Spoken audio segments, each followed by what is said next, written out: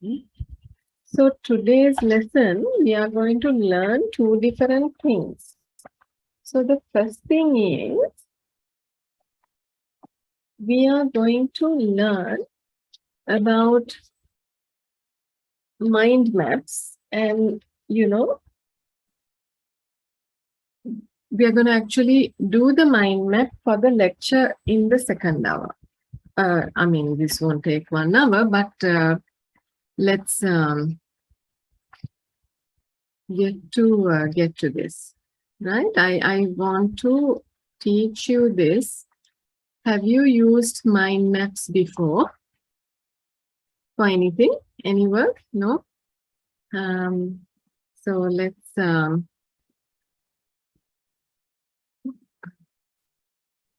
go to the right. Okay. So now we are just going to learn the concept and learn to apply it, because we are coming to the end of our, we should have done it at the beginning, but we did talk about it at the beginning, different ways of taking notes, using the Cornell note taking system and all that. We discussed that. But since we are coming to the end of our program, I thought if you haven't started using some format to keep notes, I thought it would be a good reminder to how to actually get going with it. The reason is I do have a lot of hope that all of you will continue learning something. It may not be psychology, it may be something totally different, but this is very, very, it's I think one of the, probably the best way of remembering stuff and taking down notes, right? So let's go to this one. What I just showed you is here. This is the mind map. So something I did by hand, because just to show you, you don't need any fancy things. Of course, there are apps like MindMeister. There are apps to do a mind map, but we are going to look at this. So this is the main topic, right? What you see in the center is the main topic, mind map. So let's see parts of it. We are going to check out parts of it. Now you can see one of these branches, right? It's like a tree all branching out. So one of these branches, I am saying, why should we use it? Right? So now this lecture has no notes for me. I'm simply looking at the mind map and, talking to you about it, right? Because then you will see like even the, yeah. So you can see how powerful it is, because when you're doing this, you already go through your notes and you make the mind map. And you remember it. Once you make it and you put in all the stuff that is important to you, you can't help but remember it, right? There are reasons why you remember it. So we will go through each one. So this section is what we are looking at first. Why mind map, right? Why? Branch. So here we have half the reasons why on the screen. We have the whole lesson in one page, right? So you must have seen that I have taken like a foolscap paper and turned it horizontal to, do the mind map. So you can take A4 sheets where there are no lines. ඉතින් මේ මගේ මම notes ලියන කොළ ටිකක් තියෙනවා pack එකක් ඒකෙන් කොළ එක තමයි මම ලියුවේ. So it's all in one page. The whole lesson is you can have it in one page, right? Everything. So it could be a 1 hour lecture, 2 hour lecture, it doesn't matter. The whole thing, you can fit it into one page. Lectures, however long it is, it doesn't matter. The main points you will figure out how to put it in its place, right? And why? Because we are increasingly, lives are becoming very complex. So everything that you want to learn is also complex. So it's not simply, you go step by step. Api learning yanni step by step nemei then. We are getting a whole packet of information, and then we need to, spread it out, unpack it, and see what is important and take in only what is important to you. So that is why we say it's, the information that's coming towards us is really complex. And we don't need all of it. If we try to maintain all that information, brain will have, it's taking up the unnecessary energy, right? So that is why mind mapping will only make sure you keep the stuff only what you need. Everything else is discarded. It happens in your brain. So no neurons are wasted, no energy is wasted for unnecessary things. Working memory. Mind map stays in your working memory and transfers this information to long-term memory very easily, right? So this when you're doing the mind map, your working memory is so involved in it because of the graphic, the way that you're doing it. So we will see how that happens. So now this is the second part. See, can you see in this why? Okay, this other why, the reasons. මම මේක block කරලා තියෙනවා because we will come to it at a later time. So it says not yet, right? So then we have working memory as a reason why. And the one of the other reasons is how the brain stores information, right? Brain does not store information in paragraphs. එතකොට අපි ඉස්කෝලේ යනකොට මේ paragraphs ලියනවා. I mean, it's ridiculous. What are you doing? You're just transcribing. That's it, right? Transcription.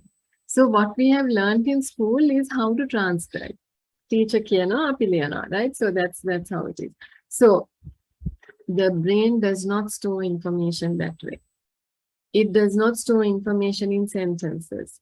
How does it store information? You can see it stores in pictures, key ideas, just key ideas. Connections. What are these connections? What do you already know? And how does that connect to the new stuff that I'm learning? That's the connection the brain is trying to make, right? What do you know already? Now we know this concept because we have learned about schemas. How does a schema to a young child, how does it build up? අර මුල එක තියෙනවා කකුල් හතරක් තියෙන, it's called a table, and then you have a doggy with 4 legs. You first think of that first schema and then you assimilate the new information and you change your schema accordingly, right? So that's how the brain works. Okay, you're making connections. Okay, so that's why this is really effective, the mind map. Okay, so let's go to how. Okay, how. We don't need this one yet, so I have blocked it off. Make a mistake එකක්, mind map. This how do we do mind mapping? You're using your hands, your fingers, your arms are moving about. That is why you say kinesthetic. Kinesthetic, you're using your limbs, right, to do it. That has a direct connection with the way the brain is going to remember, right? So use of hands and arms and your fingers, right? So that's how you do it. And there's another way to do it. There are several mind map apps that you can Google and find out. So MindMeister is one of them. Some of them are free, I think. I, of course, don't use them, but you can, right? If you want to have everything very neat and tidy and not looking like the one that I have, you can do it. But I always do the mind map by hand, and I have these, colored pens to use, because that also helps us to, be a little creative and thus remember.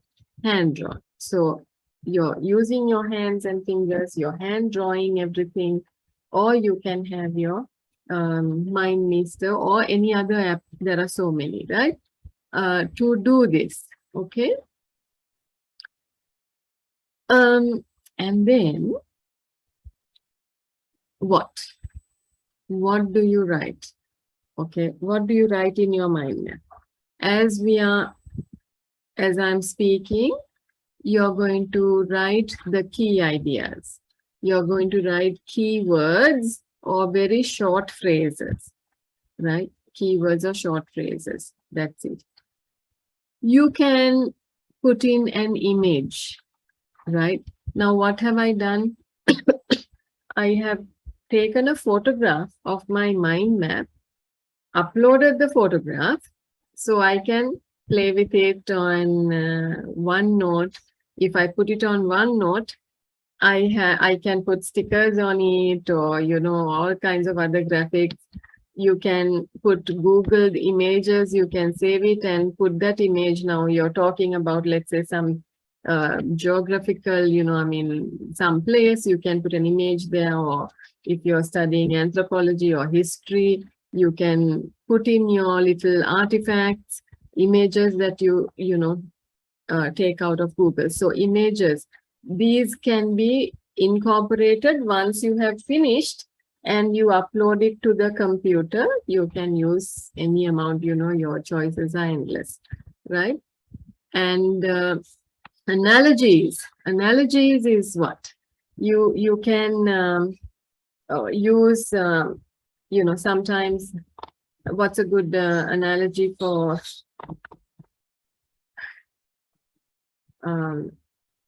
you're given a particular theory, and you make your own analogy. Oh, it's it's similar to this. Like let's say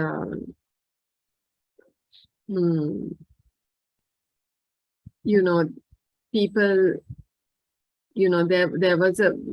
there were people who invented all the colors and the dyes, the different colors that made it possible for artists to be very really creative and to produce great art. So in the same way, we have all these apps in our laptops that help us to be so creative in our work. So it's a kind of an analogy, right? So apps, so many things that people have invented, it's very easy to be creative, right? And you can create so much. So those kind of things you can write. Jokes, because if you find something, or if you find something in the internet that is a suitable joke that you can actually write so that you will remember it, find that joke and put it there. Because that's part of your lesson, that's part of the way you remember it, right? So things to help you to remember. That's basically what goes into what. And then we have, so it's over, Kiani. We have already talked about it, so that's why it's over. Then when do you use mind maps? Meetings, right? You could be working in some office. You can take your meeting notes like this.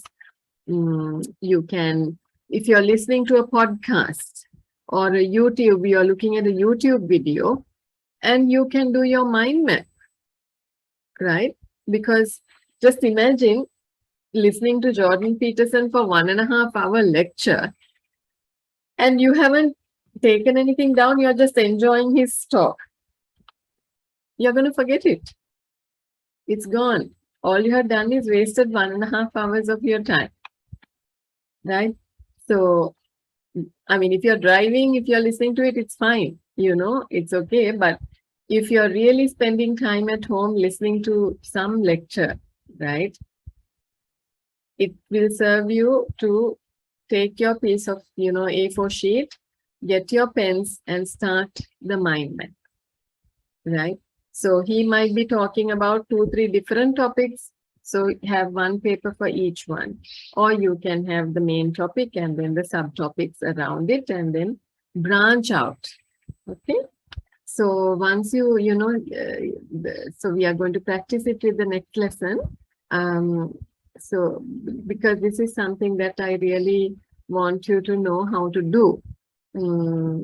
because otherwise we spend a lot of time listening to YouTube videos, but it's a wasted, it's wasted. That all that time is actually wasted. If you're not learning something and if it's not going to stay in your long-term memory, right? So to capture that, we have to use some kind of technique, right? Okay. And reading texts, textbooks, lectures, so many things, right? You can use the mind map for so many things when you need to take quick notes, right? Textbook, when you're reading the textbook on, if it's online or whatever, when you're reading it, you do the mind map, right? So that you know, you don't have to keep reading over and over again. You read, you know how to read the textbook. The first reading is just read. Second reading is when you take your mind map notes, right? And you may not even need to go for a third reading, but once you do the second reading and take your mind map, you should actually know how to teach it to another person.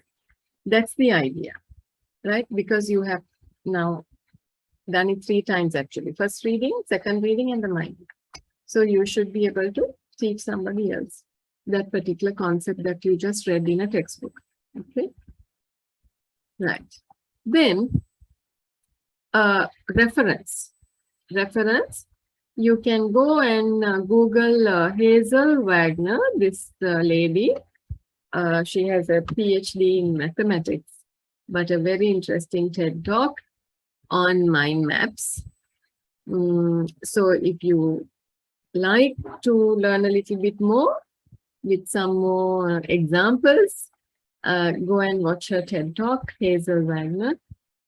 And then what you learned today, how do you internalize it? You internalize it by teaching somebody else, right? Teach your kids, teach your husbands how to do this. And then, you know, you automatically will learn and it will be easier.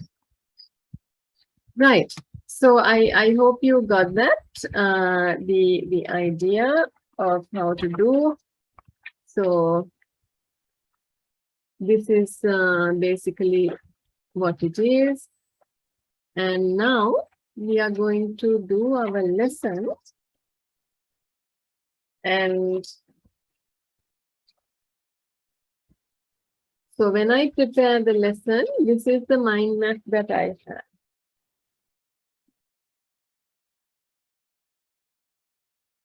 So it's starting here, right, at this place, and it's branching out this way. So the first one that you saw, the topic was in the middle and it's branching out everywhere else. But now my lesson is actually starting here. Can you see? So all I have to do is follow this. Hopefully I will teach you something out of this today. Let me just, yeah. So give me 5 minutes, okay? I'm just gonna pause the recording. Right. So, okay, I'm gonna repeat a little bit of that because otherwise the recording wouldn't have it. So this is your opportunity to make your mind map on what is social psychology, right? Not only what is social psychology, about social psychology. So let's see what is it. Social psychology, it's the study of humans, of how humans behave or interact with each other. Okay, that's the most basic definition of social psychology. How humans behave and interact with each other. And it's specifically, you know, I mean, mainly in very specific situations, not in general situations. General situations is not, you know, nobody can study it very well. So psychologists study specific situations, right? So now, for example, what are these specific situations? Now, how did some people behave during the pandemic? Some people රවල බලනවානේ mask එක දැම්මේ නැත්තම්. People would get angry, no? If you don't wear the mask, සමහර, you know, I mean, people on the road, now the mask is slipping. Now the mask is here. The nose is out. Vela බලනවා. Like, you know, you want to call him out, you say, you crazy idiot, you know, cover your nose, you're giving everybody this deadly virus, right? So that's a lot of people want to say that, but maybe some actually did, right? I think in our country things were much better, but in the US and all, people were going a little crazy. I think I was told.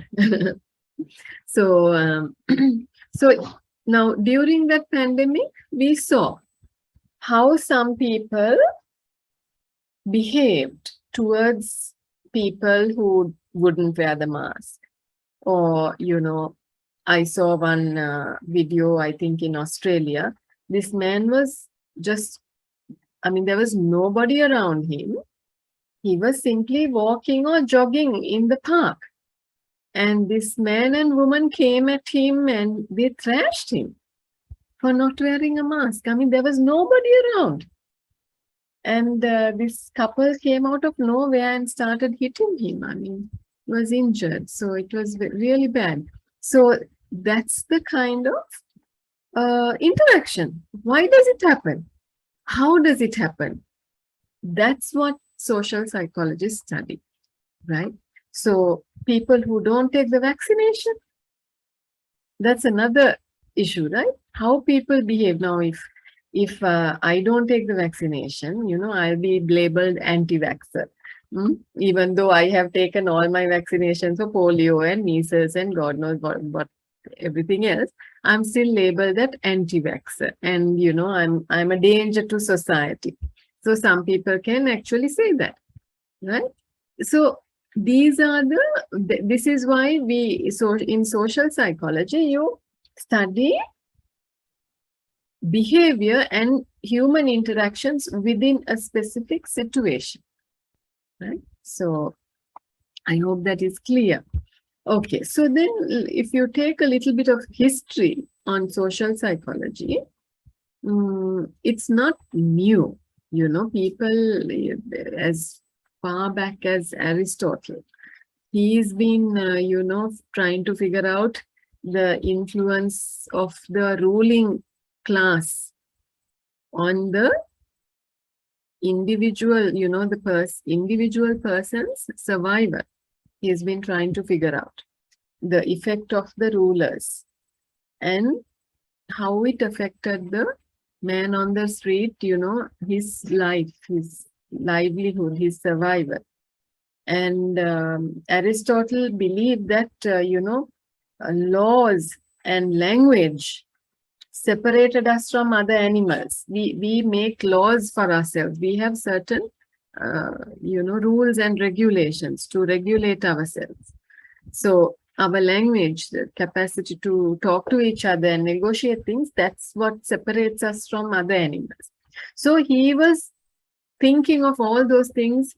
Aristotle was how many years before Christ? Anybody quick Google? Let's see. Aristotle timeline.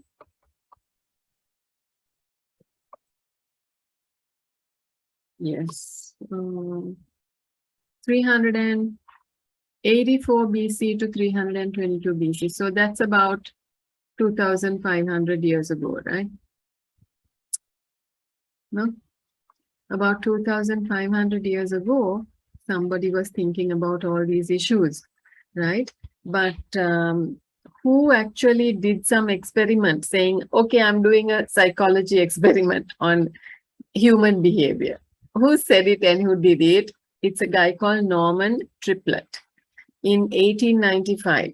Norman Triplett, Triplett, Triplett, right?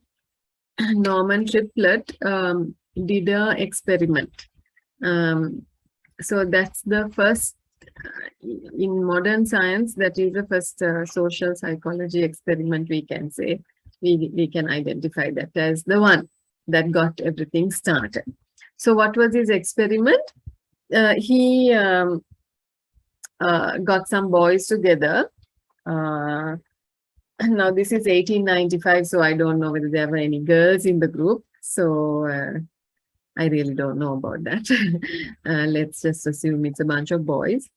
So the experiment was to get the boys to wind up a fishing rod, right? So then other කාලේ තියෙන fishing rods වගේ නෙමෙයිනේ ඒ කාලේ. You have to actually by hand, you have to, you know, a tangus nola or something, you have to wind it up. You know, I think it takes some time to do it. Now, of course, you have the mechanized thing. It's very easy, right? So he got these boys to do it. Now, one group of boys were asked to do it, and they each one at a time, right? They did it alone. Each one alone. Nobody else was around when they were doing it. The other group of boys were asked to do it when the group was there. So everybody can see everyone else. So who do you think was slow and who do you think was fast? Who were the boys who probably did the job faster? Who did it slower? What do you think?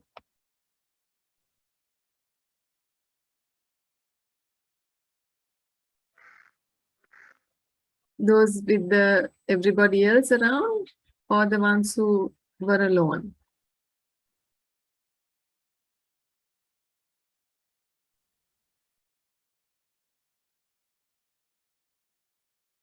Those with others around. Those with others around. Okay. Anybody else?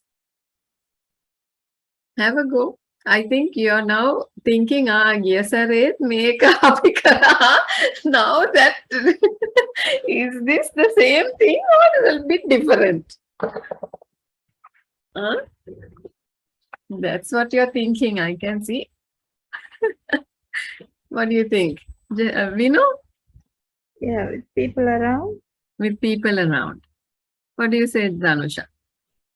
Yeah, with people around. Yes. So last time it was a different story, no? When other people were doing something, you know, it was a diffusion of responsibility, right? That's what we discussed. Now this time it's different. It's not a diffusion of responsibility. This is called social facilitation theory, right? This is called social facilitation theory. Why? Because when you're among peers and you're given a job to do, you are in competition with your peers, with your peer group. Because now it's a job that's been given to them. Everybody's got to do the same job, right? So you want to be the best. Okay, so you are going to be faster. Those people alone who had to do it, they took their own full time. There was no competition, nobody looking whether they were, you know, slacking off or not. So obviously they are slower. So this is called the social facilitation theory, right? One of the theories of social psychology, right? So then another theory. So we are now looking at another theory. So that so Norman Triplet in 1895 is the guy who first did this experiment. So let's take a look at some other theories now. The first theory, okay, or the second now that we did one. Next one is called attribution theory. What is attribution theory? That is actually how we look at other people and we explain their decisions, their behaviors. We see someone, you know, being really rude to a person not wearing a mask. We look at that person and we say, gosh, he must have gotten off from the wrong side of the bed this morning, right? And we make an observation and we explain that person's behavior or decision, right? So why do we do this? For what reason? We don't have to do it, no?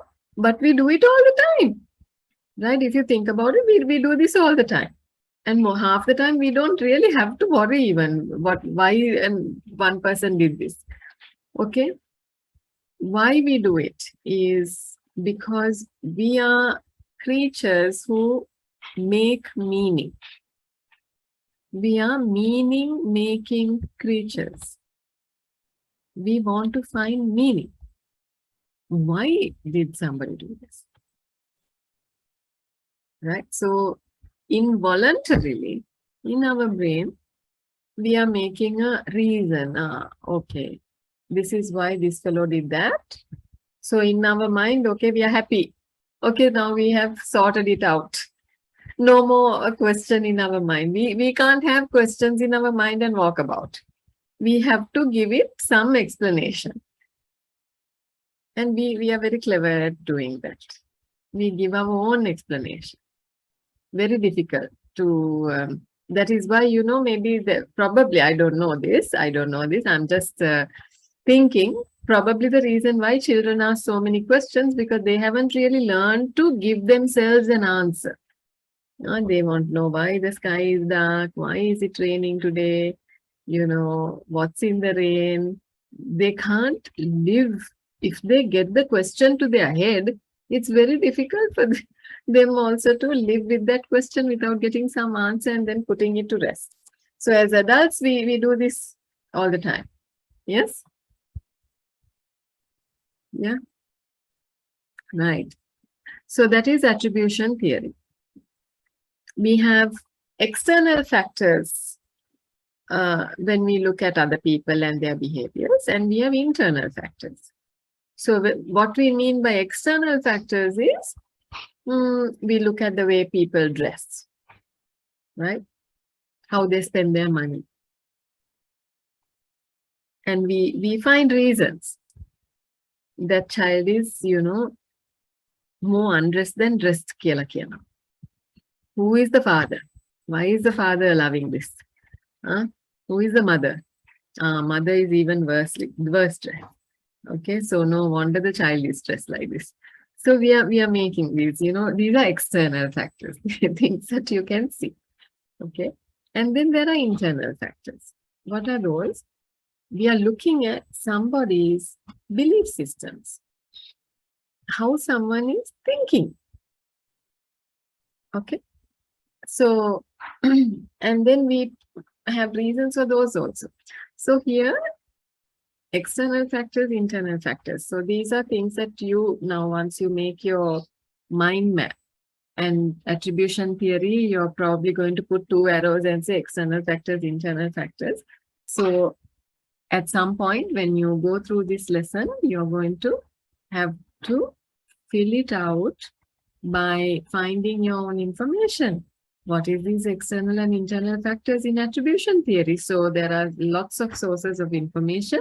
And then, at some point, when you want to internalize this lesson, you'll probably get hold of somebody and teach it to them.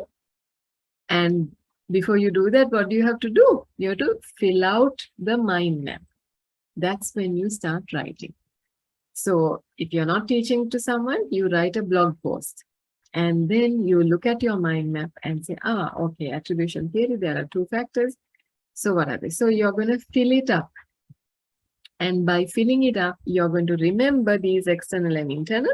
And then you're going to get extra information. And you're going to write your blog post. If you can't find anyone to sit and listen to you for 2 hours, right? So this is your learning process. Okay, so, okay. Then we have another theory called self-perception theory. Self-perception. That's what we, how do we perceive ourselves is, self-perception theory. right? What do we think of ourselves? Okay, so I won't elaborate on that because this we are simply going through a general look of what is this social psychology.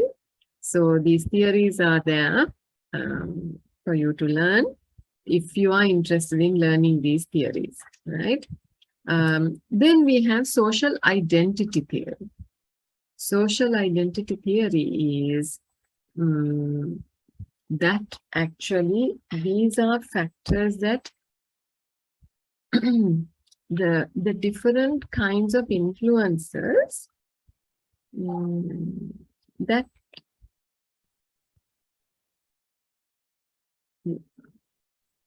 okay, now look, okay, if look at me, right? I am presenting myself to you in a certain way. Okay, what has influenced me to present myself in this manner to you? What are those influences? Right, that is my social identity. That's what social identity theory is all about. What has influenced me to present myself in this manner to you? So if I think about it, my social identity, I would want people to think that I'm very wise, so I speak in a very wise tone. And I would want you to think that I'm really clever, so I have clever quotes in my presentations from Nietzsche and, all these big intellectual people, right? So that's my social identity, right? So social identity theory talks about the influences that make us present ourselves to the outside world as a certain personality. Okay. Then we have something called cognitive dissonance theory. Cognitive dissonance theory.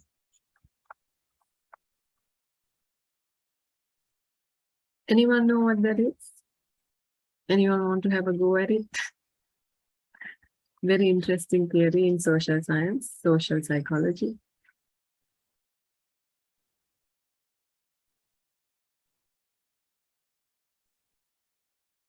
Jessica, you have an idea what this is? Cognitive dissonance? Can't really remember the phrase for dissonances, but it's something to do with thinking or how the brain function or something to do with cognition itself. But it's dissonance, I don't get. Okay, okay. What it says is cognitive dissonance is that we believe what we believe, right? It's now see all the information that's coming towards us, right? We are bombarded with so much of information. We can't handle it. I mean, it's not possible. But we have our beliefs, our belief systems, right? If I have no faith, if let's say I have a family history of children dying with a vaccination, I'll be a total anti-vaxxer, and I have no faith in vaccinations, and I have made it my priority never to get ever vaccinated for anything, right? So it's my belief. So however much there is scientific evidence, there is a vaccination, or it's going to cure your whatever malaria or whatever it is. So no, I'm not going to take it because so much of information is coming. Or it could be that I have made up my mind. My belief is true. Why? Because it was given to me by people that I trust, doctors, professors, researchers. They have all said, don't take, right? So I have my own set of people that I trust, so I won't take it. So we, even in the face of scientific evidence and lots of good outcomes, I am going through a kind of a cognitive dissonance. I am rejecting all the information that opposes my belief system. Okay. I don't want to hear it. I don't want to hear it. Right. So let's say, okay, Queen died. I don't know. I can't help but feel very sad. Queen is dead. Right. Feel very sad. Are you, 96. It's so sweet. But some people are so angry. Oh my gosh. And I read a tweet that one professor at Carnegie Mellon University, she has tweeted, I hope she has the most excruciating pain, and she would feel that and die. And I think, oh my God, oh my God, she's from Kenya, this professor. And, I mean, she's talking about all the stuff that happened during that time. So obviously, okay, so that has happened. So a lot has happened to us, but I really don't know. I'm quite happy for the British to have been here, and I wish they would come back. Very treacherous, I know. But thanks to them, we have the railroads and we can actually get to New Arabia, because I don't think for the last 74 years, we have put in more than about 10-15% of new rail tracks. I don't know to be sure, but most of it is what they have done. So, yeah. Anyway, that's just my thing. But I cannot, there is quite a number of people even in Sri Lanka who is talking about this. We are such slaves for, feeling sorry for the Queen. And I'm thinking, no, it's not being slaves. I mean, it's during her time the empire fell, right? She made sure that there was no more empire, and it was during her time. So she has worked towards that. So, I have that belief, and I will never think of her as an oppressor. The British people came and, took over the country. For me, I don't think anyone will be able to convince me that you should never feel sorry for this woman because, she's the colonizer. So I have a cognitive dissonance. Maybe the other people are right. Maybe they could be right. Maybe because the British came, we lost so much. I don't know. But my cognitive dissonance is so bad. I refuse to educate myself on the history of it. Do you see? I refuse to educate myself. I don't want to know. I'm very happy feeling sorry for the Queen. You see what I mean? This is cognitive dissonance. Right? So we exercise this every day on so many things. Anyone can come up with any other example? Cognitive dissonance. I just want to make sure that you understand the concept. Can you think of any other example of this?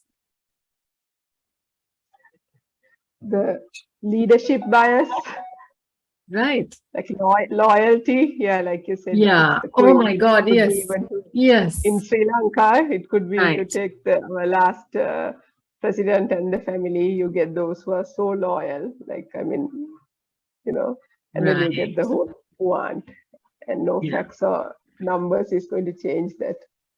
Yes. That fellow Namal is trying so hard, but I cannot even listen to him, That is cognitive dissonance. And, I mean, even those who will always vote for that family, they're also going through that cognitive dissonance because they don't ever see the damage that was done. They only see the roads and the nice buildings, the Lotus Tower and this and that. Good example.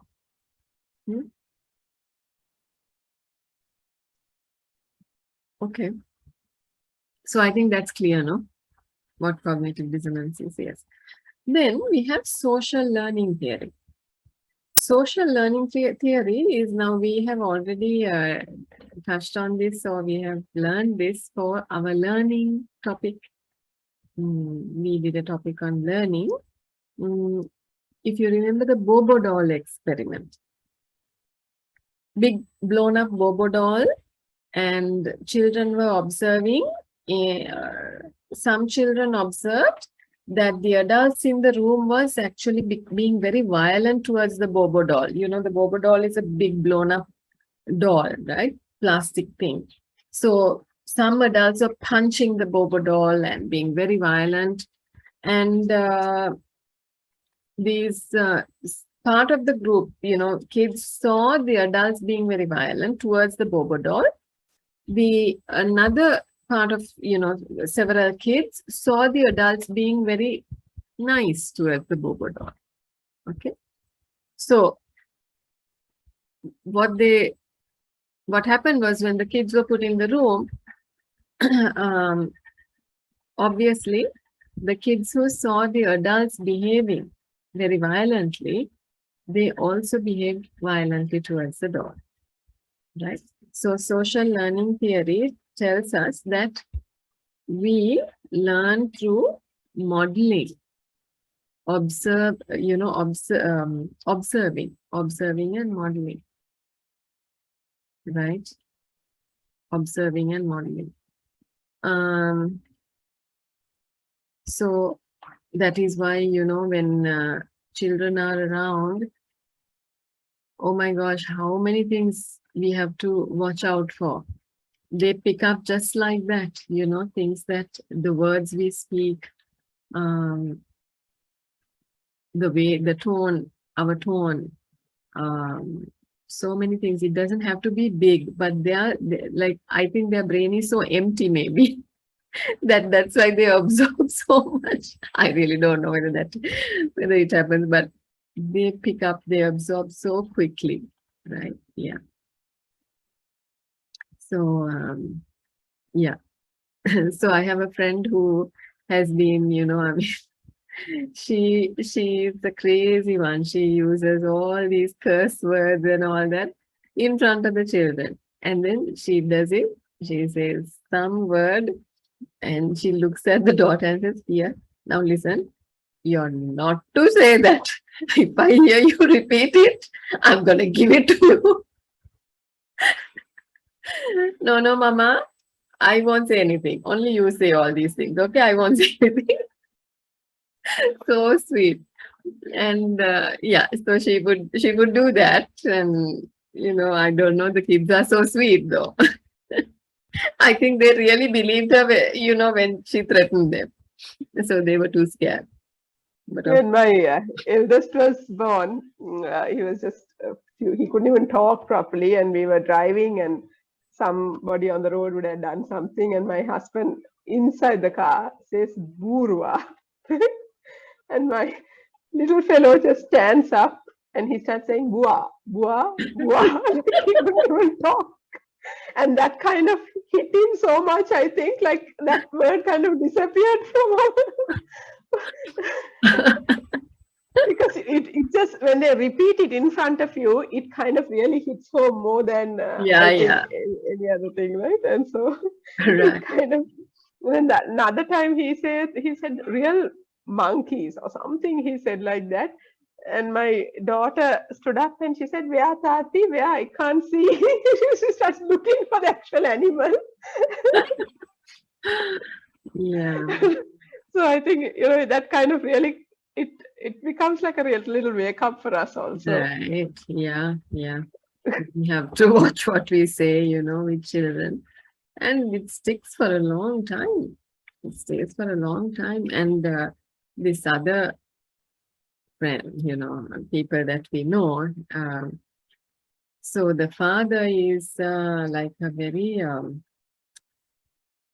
sometimes people are, they are natural born salesmen, right? They can talk their way through anything. And from the small days, the father has been having this sales kind of talk even in the house. So there's a lot of exaggeration, huge amount of exaggeration. Um, so now the son, who is 18, just finished his A levels. He can't say the simplest thing without massively exaggerating it, and it's 90% is a lie. I feel very sad. He can't help it. It's 18. And, no close friends, because they know he's just it's just all talk. And recently I met him and I asked him what he's doing. So he's waiting to go to university, and, but he's doing all these little things, the little odd jobs with this guy who's fixing some major mechanic thing, right? And so he's telling me that he's fixing these really expensive watches. So obviously people have to trust him and give it to this 18-year-old boy. So he's fixing these watches and he's getting his friend, because he's got like a metal cutting printer kind of thing. He called it a 3D printer, but I don't know whether that's a 3D printer or something that, you get the little cogs and the wheels and, in the mechanism, right?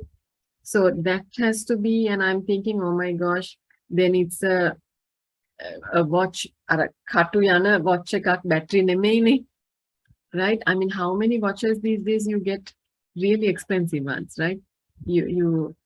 Most of the watches are battery operated. Even though you see the katu, most of it is battery. So this guy is saying, no, it's actual, the watch analog. Yeah. So it's not a battery operated watch. So people are giving him these watches. No, nobody who would do that. And he's getting this other guy to cut all these little things in the metal sheets. So he's buying the metal sheets and he's giving it to them. And I'm thinking, oh my gosh, such an elaborate. It's so elaborate. And he's not doing that. He's not doing all of it. I just didn't tell the whole story, but I just checked with the mom. So he's doing some, no, he's just going for his, he's always playing futsal with his friends. Not futsal, something else, but I won't say it because, small community, you might know these people. But you know what I mean. This is all because you're growing up with a dad who is hugely doing this kind of talk in front of the child, and the child thinks this is how life is. This is how it works. Very sad. And it's a habit. Big habit now. So I don't know how he will get out of it. Yeah. I've also seen this happen, like there's this one of my mom's family friends, like this lady, right? So she used to, and this is something we noticed because we grew up with that boy also when we were young and all that. But so this boy is the same age as my brother, who say they both went to the same school. So my brother used to say, oh, this kid used to like bring like then my mom, even if my brother accidentally bought somebody else's eraser, even for us, she would better give us a shouting and tell, you better go and return it tomorrow, that's not yours. But this lady used to always sort of defend the child, and she never sort of reprimanded him. So my brother used to say, oh, this bugger used to like take stuff from other kids from school and this, and the mother used to cover it for him. And didn't really, the father was also going from one job to another job because he used to have all sorts of trouble. He was either caught, stealing from the till or something or the other. And but they would make stories like saying, no, he was set up, oh, the people don't like him more, but then even in HR rounds, we know when somebody doesn't stick around for too many jobs and they keep going, and the storyline is the same, where something has gone missing in the place, Right. it's something with the person. So this kid also grew up in the same way. By the time he was a teenager, he was, loafing about and getting into all sorts of trouble.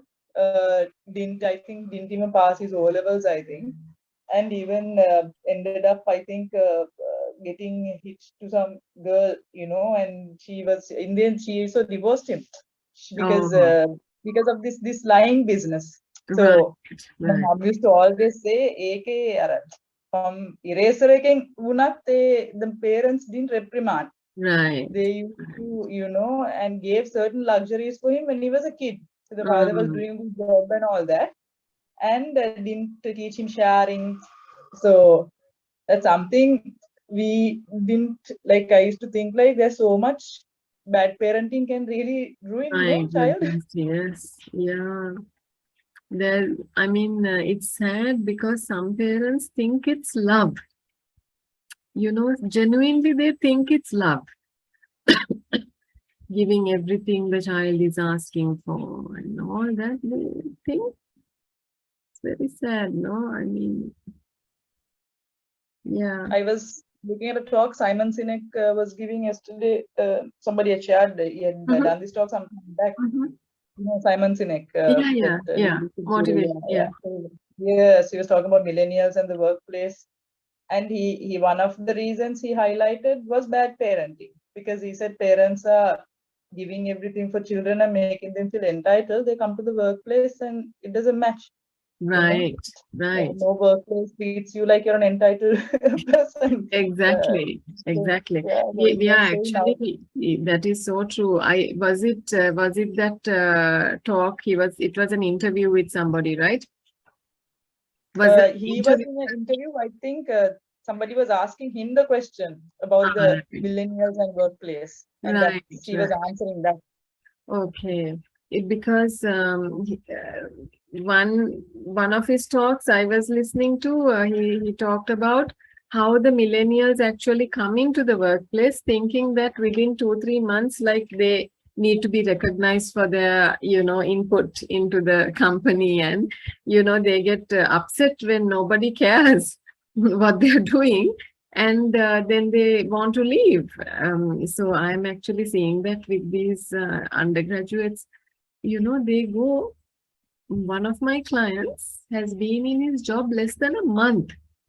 Less than a month. මේ final exams ඉවර වෙලා, he's been there less than a month, and this is some John Keels or Haley's. He's in a research lab, so perfect job for him. But he feels he's not adding value to the company, and he's not sure about his place in the company. Oh my gosh, you're going there entry level job as just a they have this thing that this is one of our biggest problems now in counseling, especially when you get the undergraduates. They think the undergraduate degree is a huge thing, but they don't realize that at 25, when they go in for the job the first time, other people have started at 19 and know a lot about what's going on. So, it's sad. Me Lankavi vitara venneti hem, I don't know. But especially if undergraduates come in for counseling, we have to prepare them for that. They are getting into entry level management training කියලා කියයි because they have a degree, but they are so disappointed. Seems to be very, very disappointed that they are not recognized.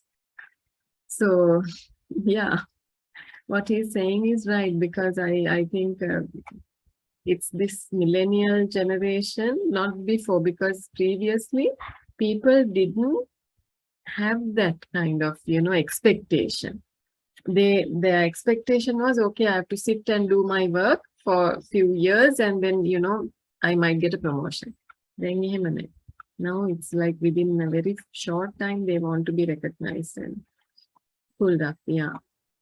Yeah, that's what he said. He said if we keep giving certificates to everybody who participates, there must the point in the person who's really trying hard to become first, second, third.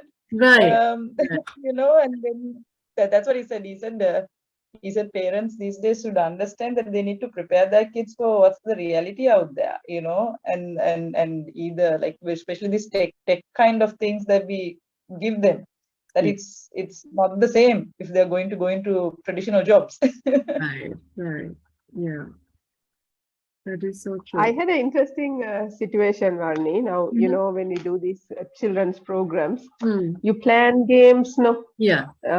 In the games, now, say if you take something as simple as dancing statues or musical chairs or find a partner, when the music stops and you're without a chair or you're without a partner, you are out, Hmm. right? So it's just a game in my head. So now I had a mom who's done some studies in special needs and all of this. And then she says, you know, this is very bad for child psychology and you are not, you shouldn't do this. And this is very wrong thing you're doing. So I got a full lecture on how doing these games was not, I was not helping the child. It's very bad for the child. And Hmm. as if to prove her right at that moment, one child who didn't get a partner starts kicking up a big tantrum. And I was like, oh dear Lord. So my thing is in this whole, you know, when I'm quoted psychology, you know, this is very bad for child and all of this. Where is the balance? Where do we prep children up to learn? It's okay to sit down and not Actually, have that, this no? psychology tells the exact opposite. So I don't know what she's talking But about. exactly. Yeah. So, Actually, you expose children to this kind of thing, so that's where you build up resilience. So yes. yeah, so there This is is the huge, word, right? Resilience. We yeah, learn. It's okay to right, take, to lose, to sit down mm, while others are still playing. You know, all of this should be normal in our lives. No, now we right, if we right. So this cushion is all of this and everybody is a winner, how are we going to uh, right. So you get can't play them? games after this. I mean I that's can't. So now suddenly I'm playing. I generally bring the games up, and right, you know, in the suddenly I'm like, okay, now I'm running out of games to do because what I thought was okay isn't going to be okay um, now. like Yeah. yeah. This is actually a sad situation.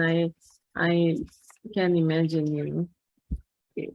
We are being taught a lot of this pop psychology. No, I've been talking about it. Yeah. So this kind of psychology is on social media only. So they pick up. So when you're not given proper textbooks and proper reading material, this is what happens. You pick it up from social media. ඒකේ තියෙන ඕන කෙහෙල්මලක්, that becomes psychology for them. So I have seen this kind of Instagram and all has a lot of these things that come up and says the most ridiculous things, but science-based or research-based psychology is completely different. I mean, you don't have these safe spaces, trigger warnings, nothing. That means nothing in true correct psychology. බැරිම තැන මම හිතන්නේ they did another research about trigger warnings, and trigger warnings actually so they found out that it does nothing, because now all the universities, so it's so laughable because even for my University of London lectures, when we have the webinar, so this I feel sorry for those lecturers also. I mean, they're very senior professors, right? They're like in their 50s and 60s. And they say, I have to tell you, right away, before we begin, there might be certain things that might be triggering for some of you. So you know that they are like, towing the line kind of, because this is what they have to do now. It's so sad. It's so sad. And then the nice thing is, because it's like a worldwide degree, I mean, it's not just people in England. Uh, Everybody is telling, oh, don't worry, we are not triggered by anything at all. somebody is living in Cameroon and another person from some other place. No, no, no, no, don't worry. We are not triggered unless, you know, there's going to be somebody behind us trying to shoot us down or something. So this is, yeah. Yeah. So psychology is actually diversifying to good and bad. That is why we need to be very careful. And one of the reasons that I had that statistics thing is to give you an idea of, you know, learning to read a good research paper is really good, you know, so you know, because now research papers are coming up with such bad design. They are designed so badly. And they are also getting published because it's politically correct what they're, you know, coming up with. So unfortunately, there are like, we can't trust just because it's in a very good journal, just because it's published in a good journal. Right. So where were we? Oh, my mind map. Where were we? Bobodol. Okay. Right. So social learning theories. Another experiment is the Stanford prison experiment. Again, we talked about it before, long time ago. Stanford prison experiment is when college students were recruited for the experiment, and one group was supposed to take the role of the guards of a prison. So they had a thing built inside within the university, right? A kind of a prison thing. And one group of students took the role of the guards, the other group of students were the prisoners. And the whole experiment had to be abandoned within like 6 days because, you know, they took to their role just a little bit too enthusiastically, right? They were really abusing the prisoners, right? And so the guards, and there was a lot of trauma for the participants. And so they abandoned the experiment. So it's a very famous thing. Stanford prison experiment. You can get more information on that to see what actually happened. We looked at it before in I think our second module or something. Then another experiment is the Milgram, Milgram,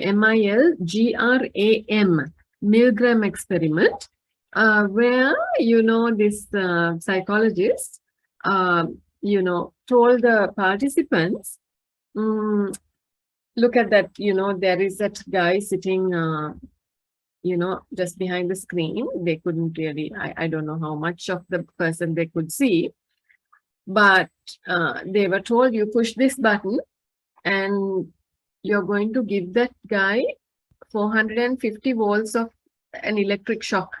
450 is like deadly, right? So you go ahead and push the button, right? So some of the participants actually pushed the button.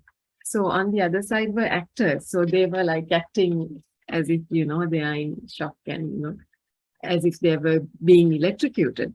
So they actually went and pushed the button. Why? Why is the question? Why would you do that to someone?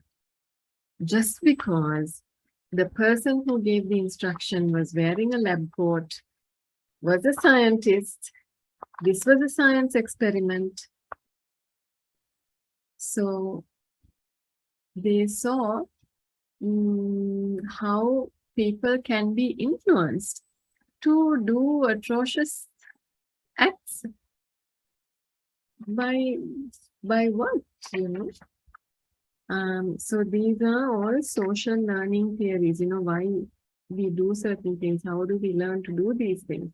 So Milgram experiment also, you know, I mean, quite unethical, because even the Stanford one nowadays, you're not supposed to even do this kind of experiments. But those who pushed the button, those participants were traumatized because they thought that the person was getting electrocuted. But they did it anyway. They did it and then they were traumatized, right? Or they were traumatized. I'm not too sure, but you can of course find out. They couldn't understand why they would even do it, you know. So yeah. Right. So that's social learning theory. And what else do we have? Yes. Now, there are some assumptions in social psychology. Certain assumptions that we make when we come up with certain hypotheses, right, for social psychology. What are these assumptions about human behavior and interactions? Number one is that that behavior and decision making are largely influenced by society. We believe that behavior and decision making are largely influenced by society.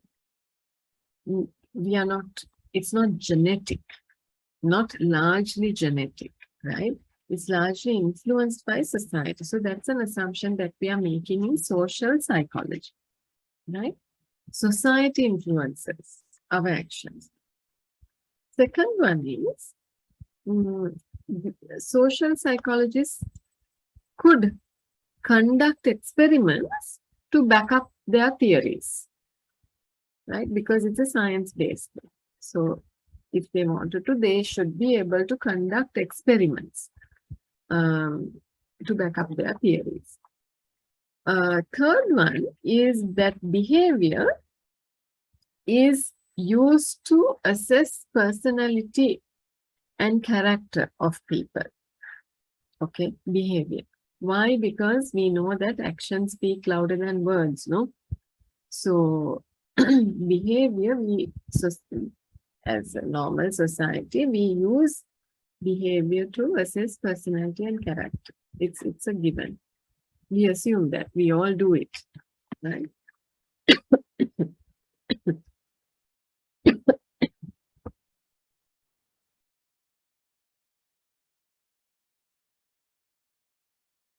හොඳට තෙල් දානවා පල්ලෙහා.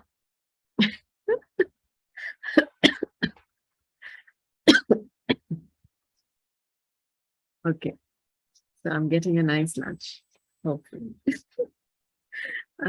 Then number 4 is behavior actually helps us to reach certain goals.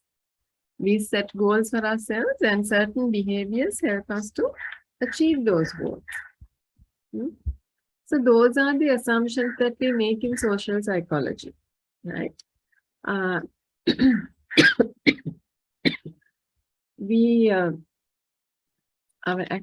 I need to get some water now. Sorry.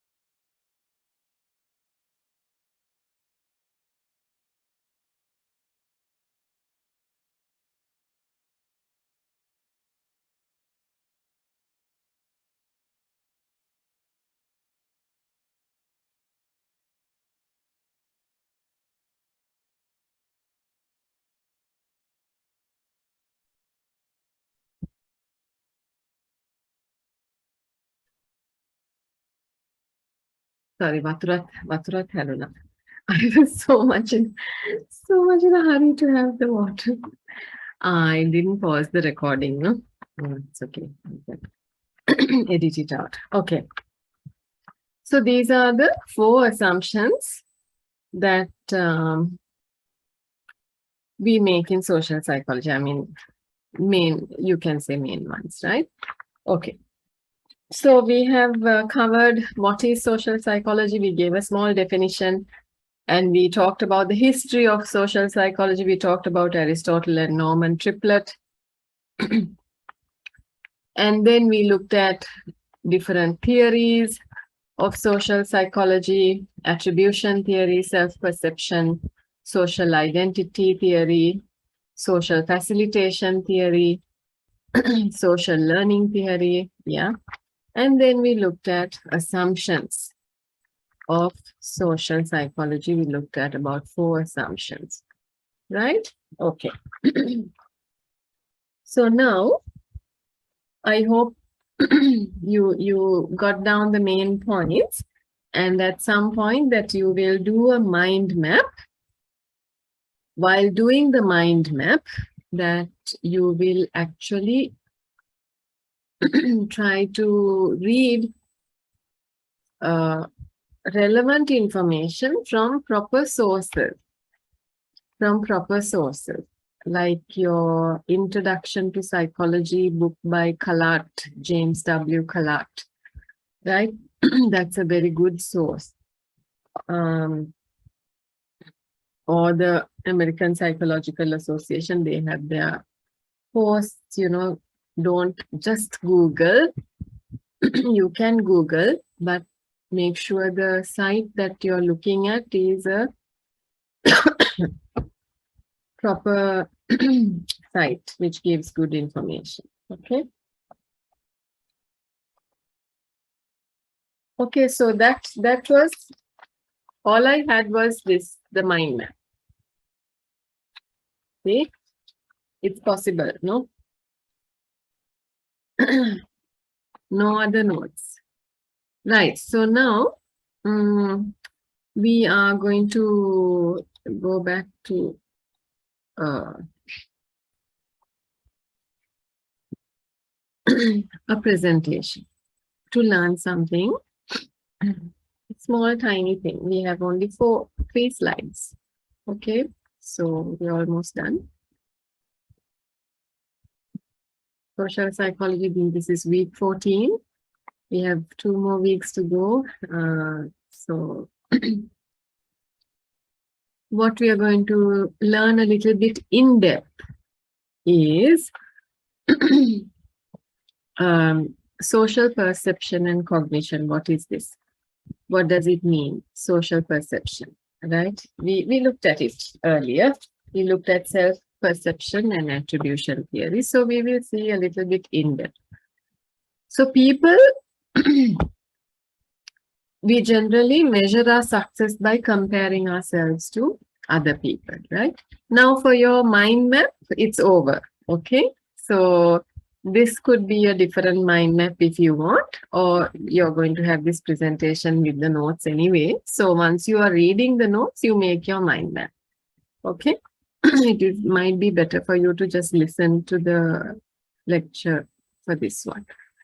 Right, so now how do we measure success? We compare ourselves to other people, right?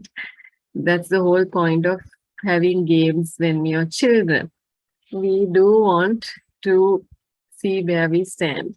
It's that's how we are wired.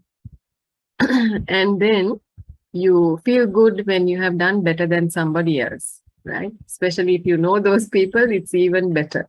I've done better than Vino and Danusha. I can say, oh, I'm better. Okay, especially if you know them. And then you motivate yourself to try harder by, comparing yourself to someone who is more successful, right?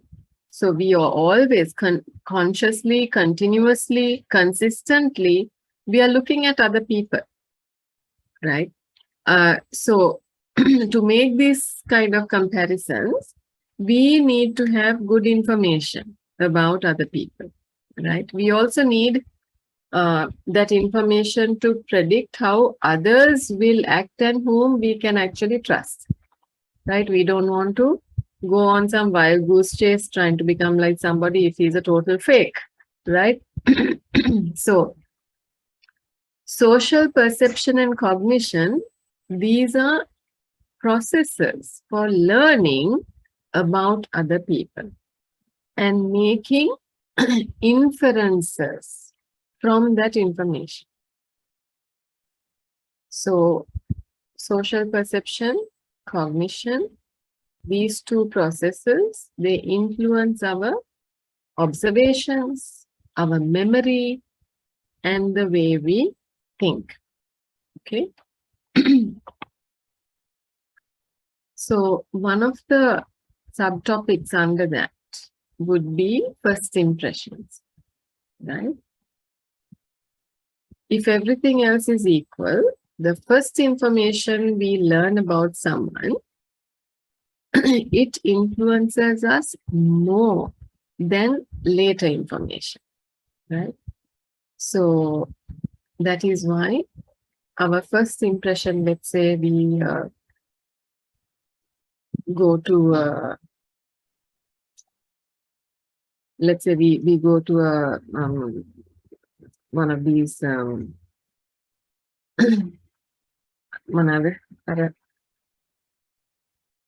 Dhammika Paniya හදපු එක්කෙනා, okay, we have a wonderful impression of him because first impression was so powerful that people actually took his Dhammika Paniya and, you know, made fools of themselves. But his, you know, their downfall came very, very late in the day. Why? Because people are so reluctant. When their first impressions have been strong, people are reluctant to look at facts and disown them, you know, or get away from them. We are very reluctant to do that. We see that in some very, what you call high-handed priests, pastors are there, you know, they are very strong. They hold on to people very strongly. And because you're stuck in it, because your first impressions have been somebody took you and like you were totally blown away by their sermon or something, and their first impression is really strong, and they find it very difficult to, you know, even though certain things are going on, the pastor is having an affair with somebody, or, you know, so many things, but they are not going to take that much notice of these things. Why? The first impression has been really strong, right? So, if you hear favorable and unfavorable reviews about a restaurant, what would influence you more? What you hear first. Somebody has told you, oh, you know, Ministry of Crab is fantastic, right? Real value for money. Wonderful, right? The crab curry, roast pang, and pol sambal. And somebody says, you know, so now you are looking forward to going to Ministry of Crab. Somebody else comes and says, "Ane ape gedarat me crab curry ekak gone api roast pang genalla pol sambal hadala kæwa." You know, it's not that different, except that you're paying like a hefty price for it. So, what do you think you're going to do? You're going to stay home and eat crab curry at home. So, first impression, this theory suggests that we are going to stick with the first report about the restaurant. Can you think of that scenario? Have you come across this kind of thing? Yes, we had a new restaurant close by that opened up, and my first the time we took fried rice or something, it was so oily. Since then, the management has changed few times, but I've never gone back in there. Yeah. That was it. That oily fried rice, and that was it. Now, 5, Right. 6 years or 10 years down the line, I have never cited that place again. when we are like earning 3,000 rupees a month, Chinese dragon was on the top of the list, right? Chinese dragon. You go there for, that's all you can afford anyway, but the food tasted so good those days, 30 years ago, I don't know. So now, their hot butter cuttlefish is so bad because they are not having any cuttlefish in there. It's only batter. It's just flavored batter. But we still go and get it because, it's there. That's Chinese dragon, you've always gone there, right? So these things you find difficult to shake off, And that 88 restaurant or something on that Sindrigasya, they do such a great job of the hot butter cuttlefish, but now we are so used to that batter, eating the batter. You don't even want the cuttlefish anymore, at least my kids. They have such a big problem adjusting to actual cuttlefish now. Anyway, yeah, so that's first impressions, right? So first impressions can also become these self-fulfilling prophecies, like expectations that increase the probability of a predicted event. That's a self-fulfilling prophecy. Your expectation that increases the probability of the predicted event. Now, suppose some psychologists ask you, gives you a mobile phone and asks you to talk to somebody that you haven't met, but he shows you a picture of the person that you're talking to, right? So what you see in the picture is a picture of a very attractive, since we are all ladies here, we will say very attractive gentleman, a very handsome guy, right?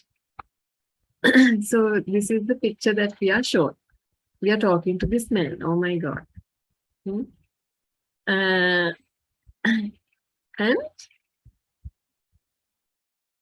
how will your tone be if you believe that you're talking to a really handsome, good-looking guy? What is going to be your tone, right? If you believe this is the person at the other end of the line. The same way, if you are shown a picture of a person who's really ugly, okay, what would your tone be? And if he's like, looking like, he probably won't even understand when you talk to him, because he looks like a complete idiot. What will your tone be like, right? So to one person, if you speak very friendly in a nice, open way, that person hears that voice and they are going to talk back to you cheerful and talkative, right? So they will also respond in a similar manner, right? But if your tone is abrupt and to the point and short, the person on the other side will also respond in that same way. So we believe this person is not worth the trouble, and definitely your tone is going to change, and that person hears it and doesn't like you either and responds in a similar way, and you tell yourself, මං හිතුවා වගේම හරි මෙයාත් එක්ක කතා කරන්නවත් බැරි. But you don't realize your own tone has changed, right? So your first impression changes how you act and influence the other person to live up to the expectations or live down to the expectation, right? Clear, no? I mean, it's a simple thing, but clear, right? Yes? All good? Yes. Yeah. Right. So the last slide for us today. Stereotypes and prejudices. What is this? A stereotype is a belief or expectation about a group of people. Prejudice is an unfavorable attitude towards a group of people. We know these two definitions. Prejudice is unfavorable attitude towards a group of people. So usually prejudice is associated with discrimination, which is unequal treatment of different groups, discrimination, such as minority groups, physically disabled, people who are obese, or homosexuals, discriminated against. Stereotypes are not always wrong. So, for instance, who's in prison more, men or women?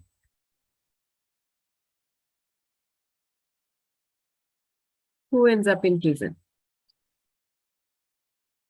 More men or more women? Women. Yeah, no, definitely. So, stereotypical, right? So it's not always wrong, right? So if you say men, you are actually supporting a stereotype, but you're correct. It doesn't make you wrong, okay? So now,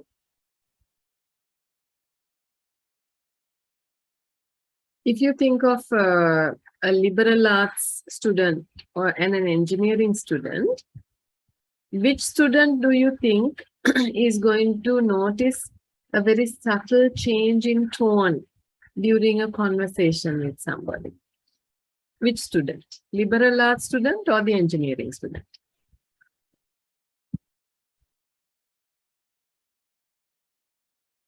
Who might notice a shift in tone, very subtle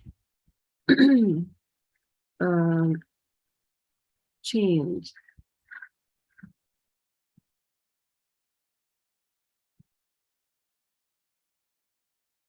What do you think?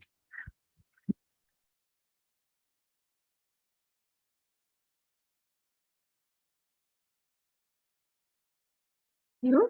If it's an engineer who has done quantum fluctuations, yes. Yeah. But usually liberal arts can anything, all the social sciences, humanities, anthropology, all these students are more attuned or more sensitive to human nature, no? They are working a lot more with human nature than engineers. So there again, you have a stereotype, right? So you're endorsing a stereotype. Now, of course, Jessica thought engineer, yes, but that's an outlier. Again, that's an outlier. Right. No, just any engineer who has done quantum fluctuation theory. Yes. Okay, only that kind of engineer. Yes. Okay. Right. So,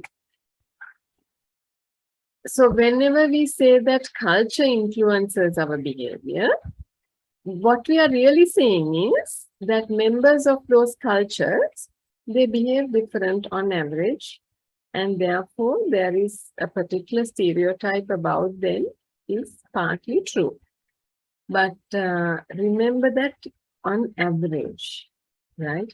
So average is the key word there. We always have to recognize that there are exceptions to the rule, right? So now we are going to learn something about, now when we see this guy, so old guy, he is an exception to the rule.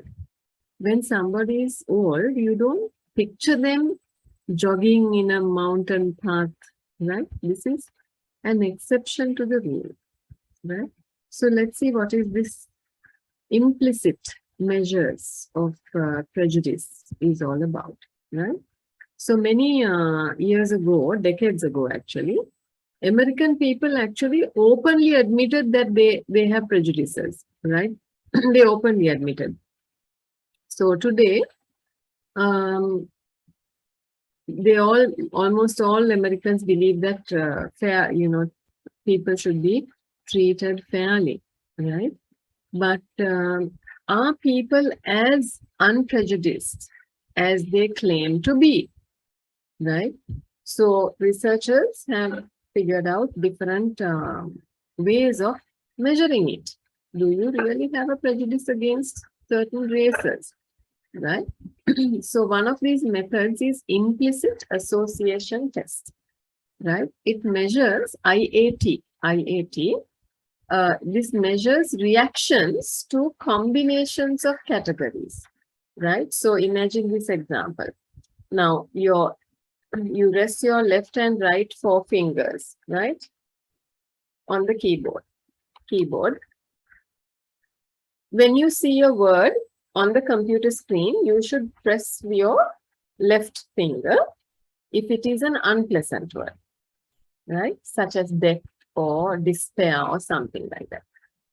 Right? And if it's a pleasant word, you press with your right finger, right, such as joy, love, or whatever. So after a while, the instructions, they change. So now you press the left key if you see the name of an insect, and the right key if you see the name of a flower, right? Next, you combine these two categories. Press the left key for unpleasant or insect. Press the right key for pleasant or flower. So this continues, alternating between the two instructions. Now, most people, now the computer program is actually programmed to get your response time. It's how fast you respond. That is the one that measures your prejudice. Okay. So most people respond faster to combination pleasant or flower than to pleasant or an insect. Right? It could be pleasant insect. So the conclusion is that most people like flowers more than insects. No harm done, nothing wrong there. Okay.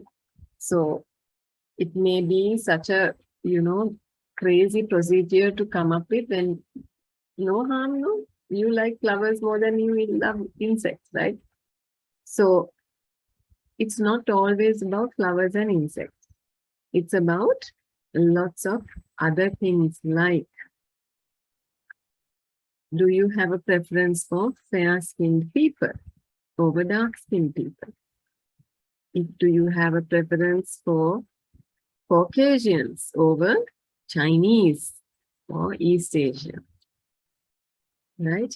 Do you have a preference for tall people than short people? So many different kinds of prejudices are there, right? So now I'm going to share with you, of course, this link is there, but I'm going to put this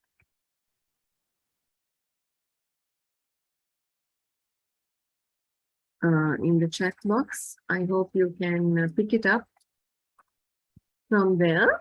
Our lesson is coming to an end. What I would like you to do is go to this site, right?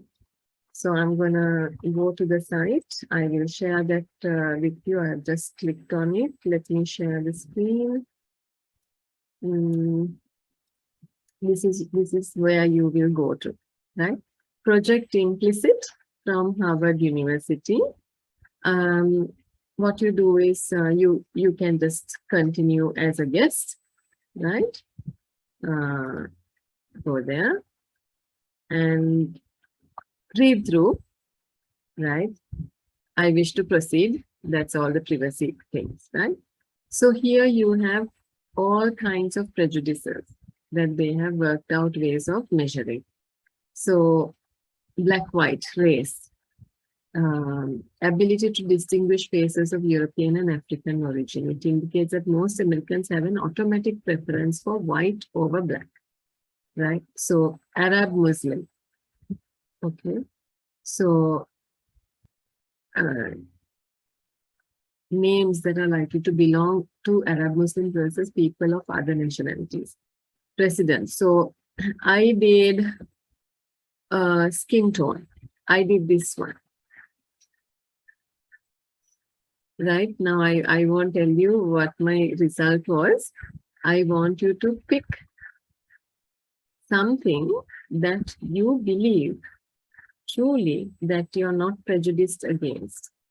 If you know there is something that researchers have found out, that we say we don't have any prejudice, everybody is the same to us, right?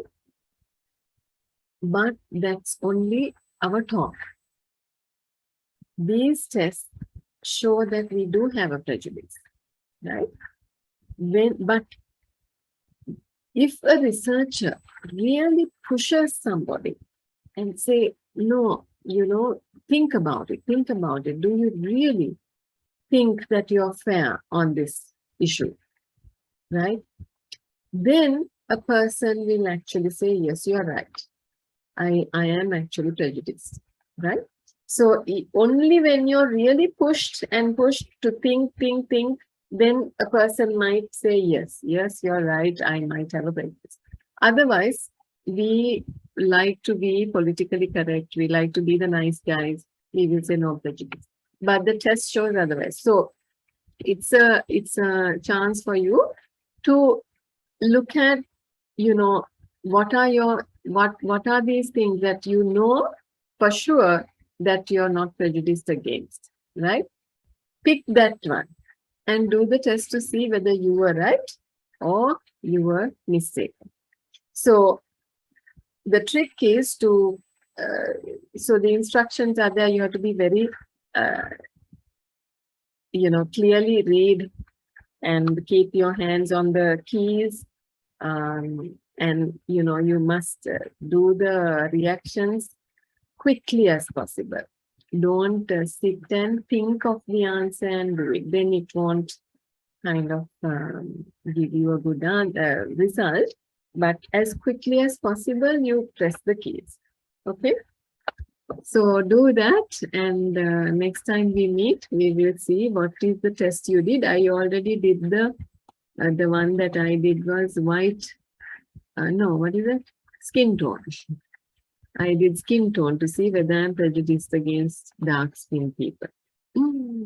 Yeah, because I'm so fair. My God. So interesting result I got, and I will share that with you when all of you have done the test, and I'll see you on Thursday morning and we will see what happened. Okay, pick one or any amount you can do. That's fine. But I want you to have the link. Do you have the link? Everybody okay Yes. with the link? The link is working? Yeah, okay.